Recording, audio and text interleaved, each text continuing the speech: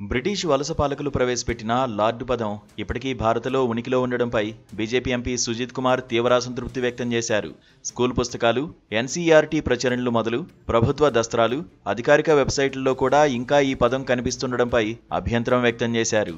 దేశానికి స్వాతంత్ర్యం వచ్చి దశాబ్దాలు గడిచిపోయినా ఇంకా బ్రిటన్ వైస్రాయ్లు, గవర్నర్ల పేర్ల ముందు లార్డు పదం కొనసాగుతుండడంపై మండిపడ్డారు.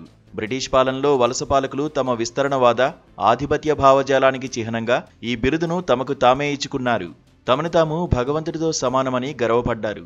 కానీ దేశ ప్రజలపై దారుణాలకు వడిగట్టారు. ఇలాంటి వారికి లార్డు పదాన్ని కొనసాగించడం సబబు కాదు. మరోవైపు స్వాతంత్ర్య సమరయోధులకు మాత్రం ఇలాంటి గౌరవ పదాలేమీ లేవు. అతిపెద్ద, అతి పురాతన ప్రజాస్వామిక దేశమైన భారత్లో ఇంకా ఈ పదాలను ఉంచడం వలస పాలనా భావజాలాన్ని కొనసాగించడమే అని ఎంపీ సుజిత్ కుమార్ అన్నారు.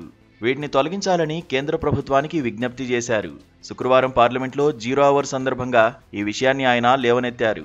సాంస్కృతిక శాఖ, పీఐబీ, పురావస్తు శాఖ వెబ్సైట్స్, బీహార్ రాజ్భవన్లో కూడా ఈ వలస పాలన బిరుదు కనిపిస్తోందని అన్నారు.